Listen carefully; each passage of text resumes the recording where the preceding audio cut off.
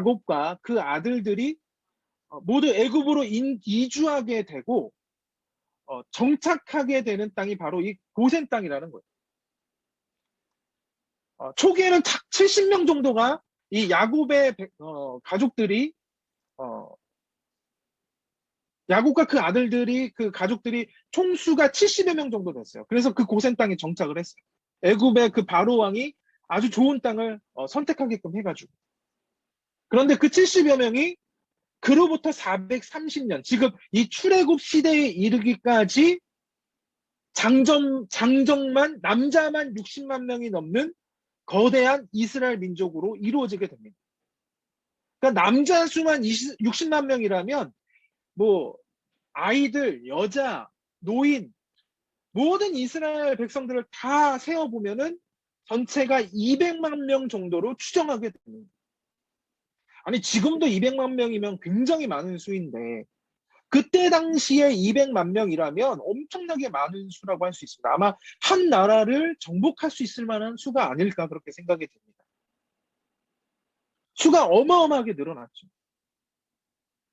자, 요셉의 탁월한 통치로 인해서 야곱과 그 아들들, 그 이스라엘 백성들이 역시 애굽 사람들의 존중을 받았지만 그때 당시에는 근데 그것이 오래가지 못했어요. 왜냐하면 요셉이 죽고 요셉을 알지 못하는 애굽의 왕이 세워지게 됨에 따라 어, 이스라엘 백성들이 200만 명 이상 더 넓혀지게 되니까 이 애굽 왕이 위기감을 느끼게 되는 거예요. 왜? 이 이스라엘 백성들이 수가 너무 많아지니까 그 수로 우리를 정복할 수도 있겠다. 우리를 공격할 수도 있겠다. 내전이 일어날 수도 있겠다. 굉장히 걱정하게 되죠. 그래서 더 이상 이스라엘 백성들이 그 세력들이 정말 커지기 이전에 그 싹을 잘라내게 됐다. 애굽왕은 그렇게 생각을 해서 이스라엘 백성들을 노예로 전락시켜 버립니다. 그래서 강제 노역에 동원시키게 되었다라는 거죠.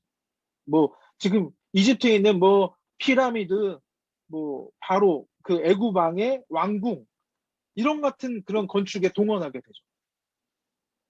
자, 그래 어떻게 돼요? 너무나 잘 살고 있다가 대접받고 살고 있다가 노예로 한순간에 전락이 되어버리면 어떻겠습니까? 여러분 어떻게 하겠어요? 당연히 울부짖죠. 우리나라도 일본의 식민지 삶으로 살아갈 때 얼마나 많은 사람들이 정말 투쟁하고 전쟁을 했습니까?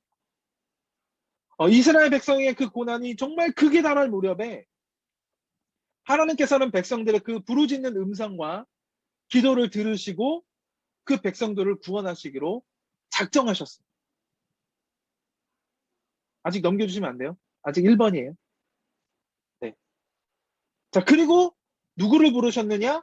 위대한 지도자 모세를 불러주셨다는 거예요. 누구를 구원하기 위해서? 이스라엘 백성들을 구원하기 위해서 모세를 불러주셨다는 거예요. 근데 부르기 전에 모세는 어떻습니까? 그 고난의 광야 가운데서 하나님을 만났고 광야의 삶이 어떤 것인지 40년 동안 다 깨닫게 되었고 결국에는 다른 사람들이 보지 못하던 것을 믿음으로 보는 그 믿음의 눈을 그 모세가 갖게 되었다라는 거예요.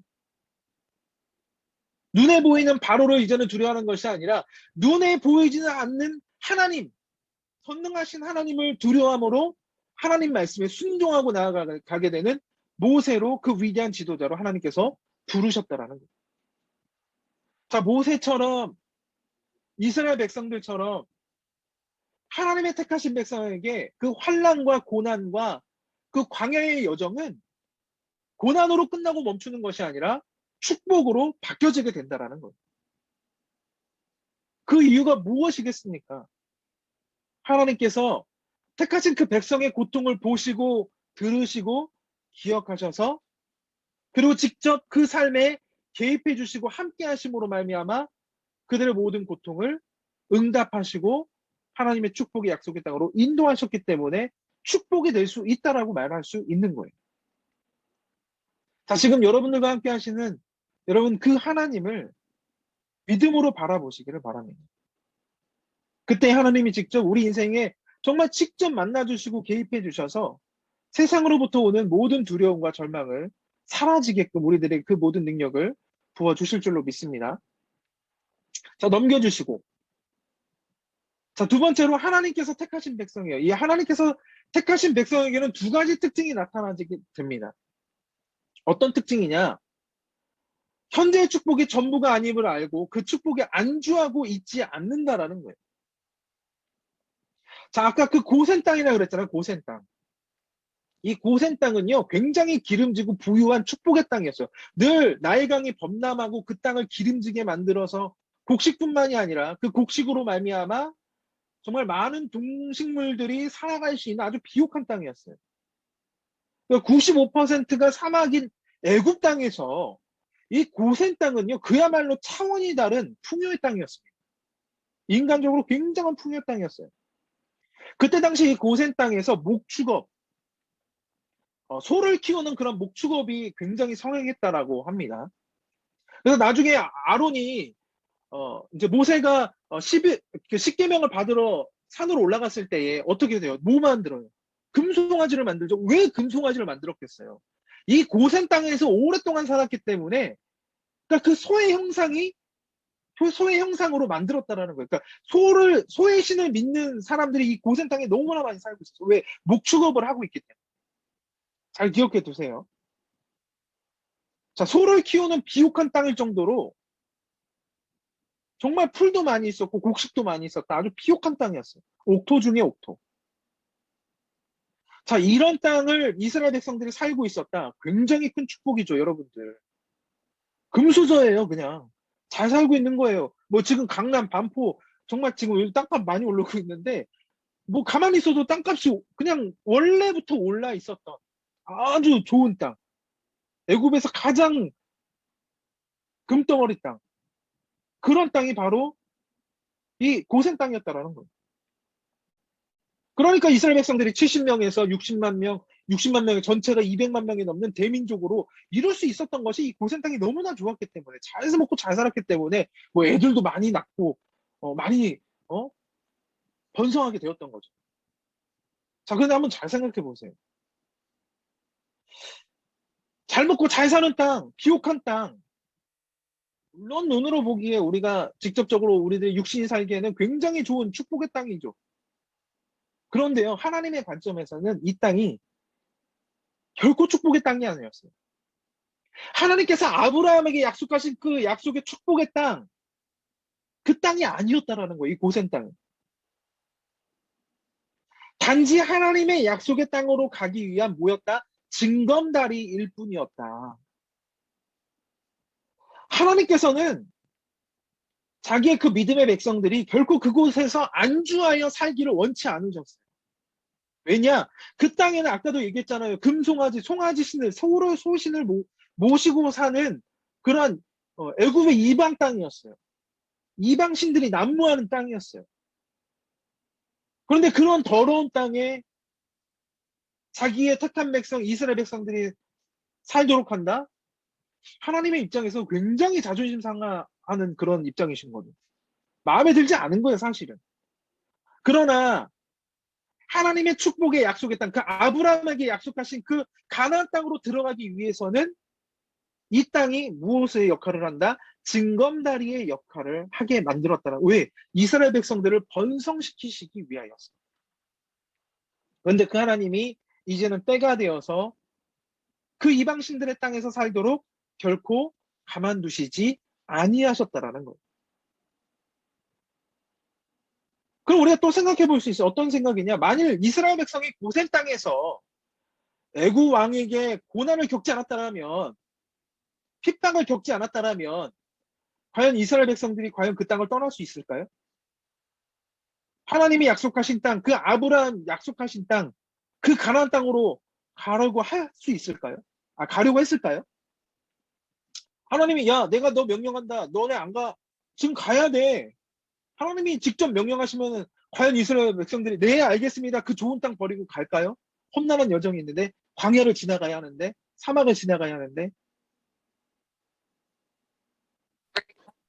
아마 그들은 어, 고난을 겪지 않았다라면 그 고센의 풍요와 안락 속에서 애굽의 이방신을 섬기다 그렇게 그냥 세상에 죄악된 백성들과 같이 저주받고 그냥 죽어버렸을 것입니다. 더 이상 천국의 백성, 택하신 백성이 아니라 그냥 똑같은 이방인의 백성들과 같이 똑같이 그들과 같이 그냥 이방신 성비다 죽었을 것입니다.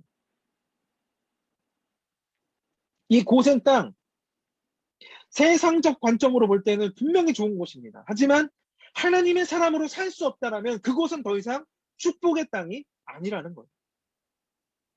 축복인 줄 알았던 그곳이 우리가 하나님의 자녀로서 우리들의 믿음을 지키며 살아갈 수 없다라면 그곳은 더 이상 축복의 땅이 아니라는 거예요.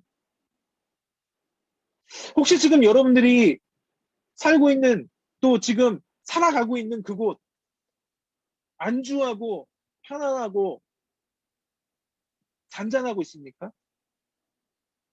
물론 뭐 그 삶이 무조건 다 나쁘다 아니다 부정하는 것은 아닙니다. 그러나 바로 그곳에 하나님이 없다라면 하나님이 나와 함께 하시지 않는다라면 과연 그 땅은 축복받은 땅일까요? 자, 한번 우리가 뒤돌아봤으면 좋겠습니다. 만약 내가 살고 있는 그 땅이 이 고센과 같이 하나님이 없는 그 땅에 내가 거하고 있다라면 오늘 이 이스라엘 백성들이 출애굽을 해서 하나님과 함께 그 고난의 여정을 시작했던 것처럼 여러분들도 또한 과감하게 용기를 가지고 그 자리를 팍 차고 일어나서 하나님과 함께 출애굽할 수 있는 저와 여러분들이 되기를 간절히 소망합니다. 자, 이제 하나님이 택하신 또 두 번째 백성의 두 번째 특징은요. 자, 하나님은 자기 백성의 눈물을 보시고 그들의 부르짖음을 들으시는 좋으신 하나님이셨다라는 거예요. 그것을 우리는 알아야 된다라는 거예요. 하나님께서는 고난당하는 그의 백성을 잊지 않으시고 그들의 부르짖음을 들어주셨어요. 자, 이스라엘 백성들은 요셉 이후에 무려 430년간이나 편안한 시간을 보냈어요. 너무나 풍족한 시간을 보냈어요. 그러나 하나님을 잊고 있었다라는 거예요. 그러나 그들의 보금자리가 흩어지는 그 고난의 순간들이 오자 어떻게 됩니까? 하나님께 부르짖었고 그 소리를 하나님께서 들어주셨다라는 거예요. 자, 여러분 한번 생각해 보세요. 우리가 수많은 절망과 고난이 있지만 하나님께서 우리들의 그 부르짖음의 기도를 들으신다라면 그것은 절망과 저주가 아닌 축복이라는 거예요. 하나님께서 아브라함을 부르실 때 내가 너로 큰 민족을 이루고 내게 복을 주어 내 이름을 창대하게 하리니 너는 복이 될지라고 축복하시고 약속하셨어요. 그런데 아브라함 역시 우리가 저번에 강에서도 우리가 여러분들 다 들으셨겠지만은 아브라함 역시 편안한 곳에 있을 때는 무려 13년간이나 하나님을 만나지 못했어요. 그런데 내가 절망할 때, 내가 연약할 때에, 내가 부족할 때 하나님을 부르짖을 때에 그때 하나님을 만나게 되었다라는 거예요. 여러분들 결코 편안한 곳, 나의 영적으로 편안한 곳에서는요, 복의 근원이 되지 못합니다. 마찬가지입니다. 고센 땅에서 고통당하는 이 이스라엘 백성들의 부르짖음은 당연했다라는 거예요. 믿음의 측면에서 봤을 때는 당연했다라는 거예요. 그래서 그들의 부르짖음을 들으신 하나님께서 아브라함과의 그 이전의 약속을 꼭 기억하시고 그들을 구원하시기로 작정하셨다라는 거예요. 그리고 그 고난의 때부터 이스라엘 백성들은 축복의 성취가 시작되게 되었다라는 거예요. 그래서 고난은 무엇이다? 하나님의 축복의 시작이다. 여러분들의 인생에서 반드시 기억해야 됩니다. 단순하게 우리가 언어적 표현으로만 이렇게 말씀을 드리는 것이 아니라 실제적으로도 성경 속에서 수많은 위대한 성경의 인물들이 그 위기 가운데 하나님의 축복의 성취가 시작된 것을 그들이 다 깨달았다는 거예요. 그래서 우리에게 그 어떤 절망과 슬픔과 질병과 연약함이 그리고 저주가 있다 할지라도 하나님이 함께 하시면 그 모든 것이 다 축복인 것을 여러분들 반드시 깨달으시기를 바랍니다. 그때 하나님께서는 여러분들의 부르짖음을 들어주시고 반드시 찾아와 주셔서 함께 동행하실 뿐만이 아니라 약속의 땅으로 반드시 인도해 주실 것입니다. 자, 이제 마지막 세 번째로 하나님의 역사는 밤에 시작한다라는 거예요. 자, 이렇게 라암세스의 백성들이 모여서 출애굽하는 사람들에게 구원의 역사가 일어난 시간은 성경에서는 야훼의 밤이다라고 이렇게 표현하고 있습니다. 오늘 이 본문 말씀 출애굽기 12장 42절 말씀에 이렇게 말씀하고 있어요. 이 밤은 그들을 애굽 땅에서 인도하여 내심으로 말미암아 야훼 앞에 지킬 것이니 이는 야훼의 밤이라. 이스라엘 자손이 다 대대로 지킬 것이니라 라고 말씀하고 있어요. 아니 그런데 왜 하필이면 밤일까? 왜 밤일까? 어두운 밤일까? 아니 그냥 야훼의 아침이다. 이왕 시작하는 거 아침에 시작하지 왜 밤에 시작할까? 어두운 밤에 시작할까? 자, 이는 하나님의 역사가 시작하는 밤이다라는 그런 뜻을 가지고 있어요. 하나님의 역사는 밤에서부터 시작한다라는 그런 뜻을 가지고 있어요. 자, 우리가 창세기 1장에서부터 그 창조의 창세기를 보면은 하나님께서 세상을 창조하실 때에 하루가 지날 때마다 이렇게 공통적으로 말씀을 하십니다. 저녁이 되고 아침이 되니 이는 몇째 날이더라 라고 이렇게 해요. 첫째 날이더라.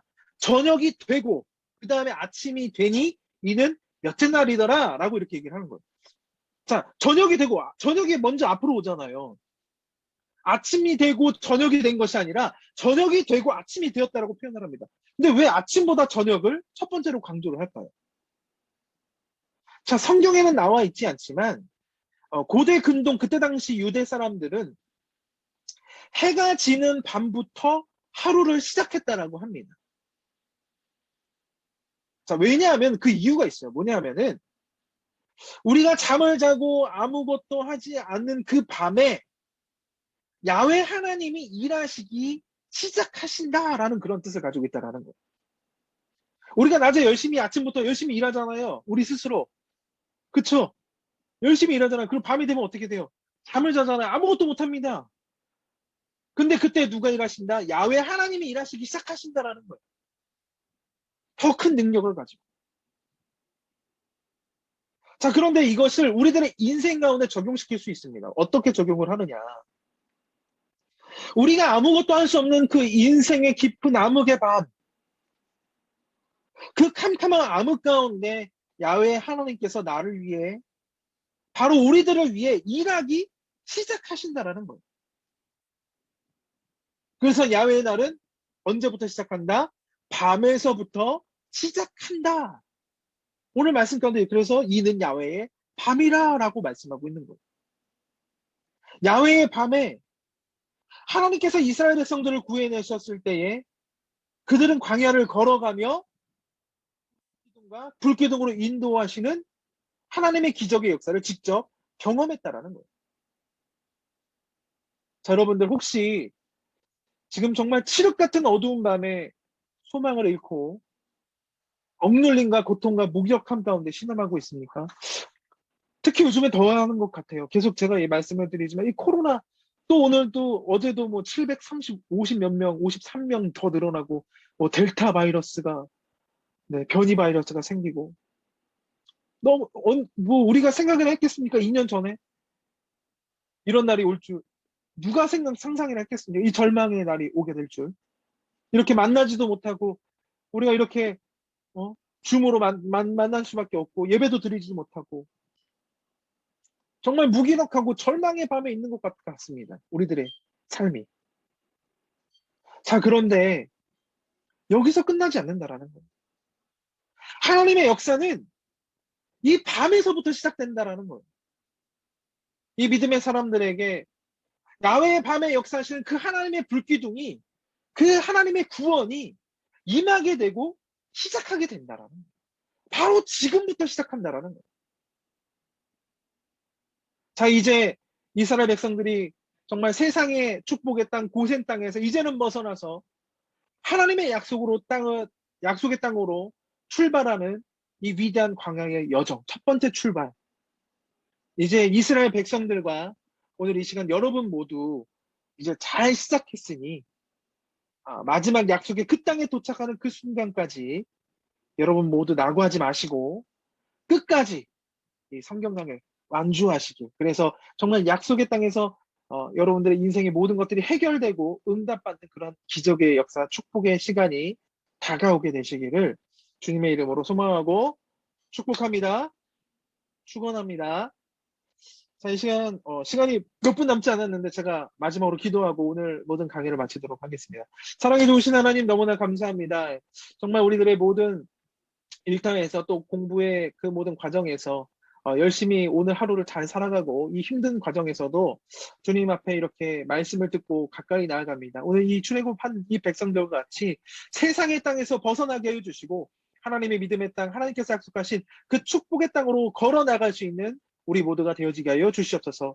각자의 많은 어두움이 있겠지만 그 어둠 가운데 함께 동행하시는 야훼 하나님의 불기둥을 바라보게 하여 주시고 그 방향을 향하여 우리가 걸어나가게 하여 주시옵소서. 주께서 말씀하시지 않는다면 그 자리에 서서 주님의 음성을 기다리게 하여 주시고 주께서 그 불기둥은 그 구름기둥을 움직이실 때에 그곳을 향하여 나아갈 수 있는 우리 모두가 되어지게 하여 주시옵소서. 오늘도 이 말씀을 통해 다시 한번 회복되는 시간이 되어지게 하여 주시고 평안의 밤이 되어지게 하여 주시고 또 내일은 각자의 모든 일터에서 모두 다 승리할 수 있는 은혜의 삶이 되어지게 하여 주시옵소서. 이 모든 것 주님께 감사드리며 예수님의 이름으로 기도합니다.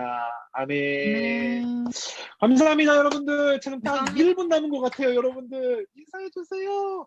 얼굴 좀 보시고. 감사합니다. 네, 수고하셨어요. 네, 너무 시간이 없네요. 고생하셨습니다. 네. 수고하셨습니다. 하은이 안녕, 은희도 안녕, 수민이도 안녕. 네, 감사합니다, 여러분들 모두 다. 아까 1호도 있었던 것 같고, 예은자매 안녕. 감사합니다. 또 우리 희영자매도 안녕. 네, 모두 다 감사합니다. 감사합니다. 모두 다 들어가 주세요. 감사합니다. 굿밤 되세요. 밤 되세요. 안녕. 굿밤. 안녕하세요. 안녕, 안녕.